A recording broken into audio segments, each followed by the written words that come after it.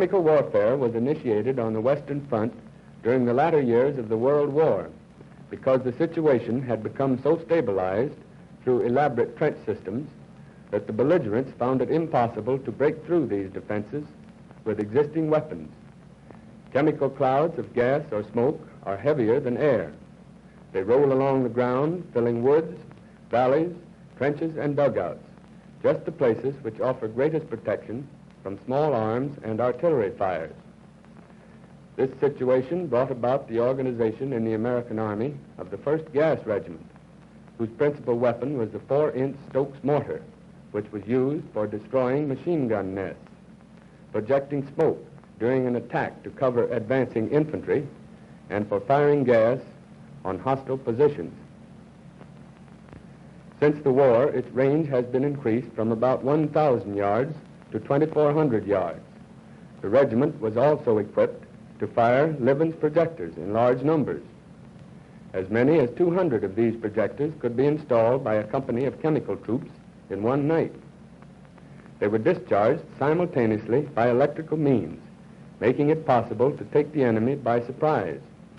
In this way, large quantities of chemical agents could be projected up to about 1,500 yards.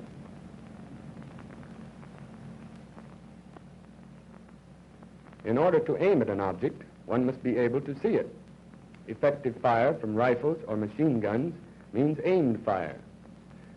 When an enemy force is blinded by smoke, his firepower is greatly reduced. Unable to aim, he is simply shooting in the dark. Trained troops firing at a line of targets at a range of 300 yards will normally obtain about 55% hits. A smoke screen is now covering the line of targets. The same trained troops that obtain 55% hits on a normal line of targets are able to obtain only 12% hits when the targets are obscured by smoke.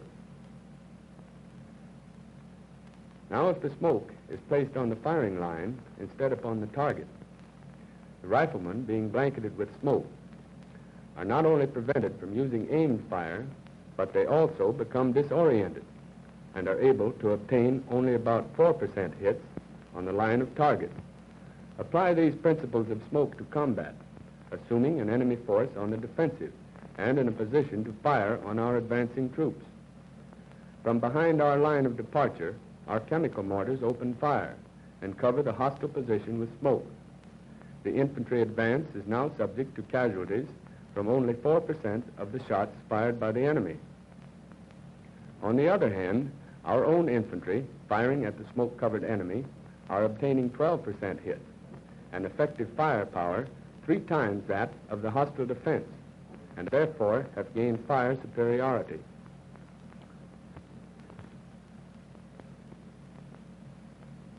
Red forces, having effected a landing near Baltimore, occupy that city and commence a movement to the northwest into Blue Territory. Moving in 2 columns along the Taneytown Road and the Liberty Turnpike, the Reds are stopped by the 1st Blue Army, which has taken up a defensive position along Parr's Ridge from Taylorsville to Westminster, with cavalry at Manchester and Mount Airy. Red forces deploy west of the Patapsco River and come to a halt along the line Winfield-Reese. Red cavalry is at Arcadia and Lisbon. Following reorganization and the arrival of reinforcements, our 1st Army passes from the defensive to the offensive, with Army headquarters at Taneytown. From GHQ Reserve, the 1st Chemical Regiment is attached to the 1st Army for the pending offensive. Near Army headquarters at Taneytown, the ammunition platoon of the Chemical Regiment establishes an Army chemical depot. The Army, in turn, attaches one of the 3 battalions of the regiment, each accompanied by a section of the regimental ammunition train, to each of the 3 Army corps at Union Mills, Uniontown, and Union Bridge.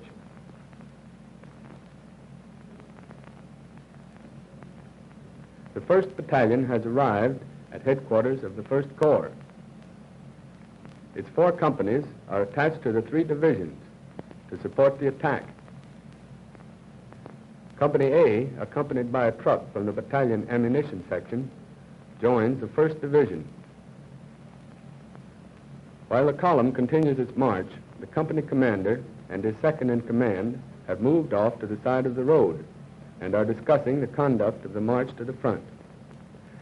Placing the first lieutenant in command of the company with instructions to march on Bixler, the company commander proceeds to 1st Division headquarters for orders relative to the employment of his company.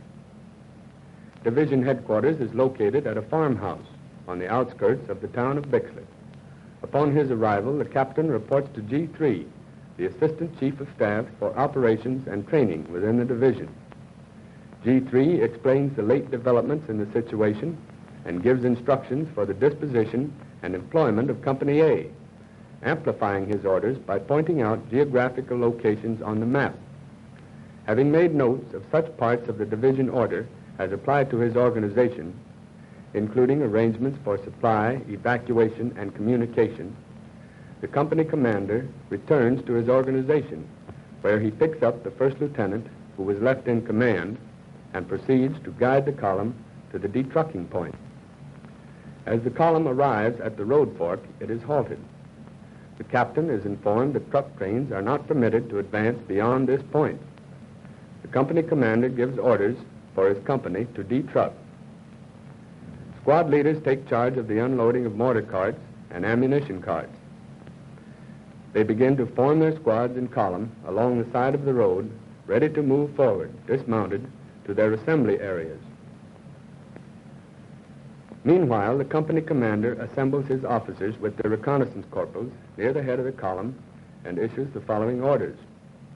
The division attacks at 1 p.m. today, brigades abreast. Artillery support to be announced later. A company, less the 2nd platoon, is attached to the 1st Brigade, and the 2nd platoon is attached to the 2nd Brigade. Both platoons will engage in gas and smoke operations.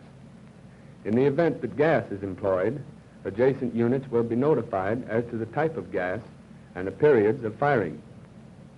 Platoon commanders will immediately designate assembly areas for their platoons, and with their reconnaissance details will proceed to their respective brigade command posts. The kitchen will move to Miller's Farm, and from that point will furnish rations to platoons and company headquarters. Ammunition distributing points will be established at Dover Farm and in the woods 200 yards north of Cranberry. Platoon commanders will make arrangements with units to which attached for the care of casualties. Platoon command posts to be reported as soon as located. The locations of command posts are as follows. 1st Division, Bixler.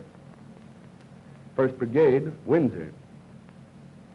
2nd Brigade, Sam's Mill. Company A, 1st Chemical Regiment, Windsor. Having completed the dictation of his order, the company commander asks his assembled officers if there are any questions. There being none, platoons are directed to march on their respective assembly areas, which have been determined from map reconnaissance. The 1st platoon, under the platoon executive, marches toward Anderson's farm. The company commander and the commander of the 1st platoon move out to headquarters 1st Brigade, while the leader of the 2nd platoon proceeds to the command post of the 2nd Brigade. The 1st Brigade command post is located in the woods near Windsor. The captain and his platoon leader report to the brigade operations officers for instructions. Orders are received to screen the attack of the 2nd Infantry with smoke at 12:58 p.m. from the vicinity of Anderson's farm. Fire to continue until masked by assaulting units. Upon completion of the initial smoke mission, the 1st platoon is attached to the 2nd Infantry to furnish close support with smoke throughout the action.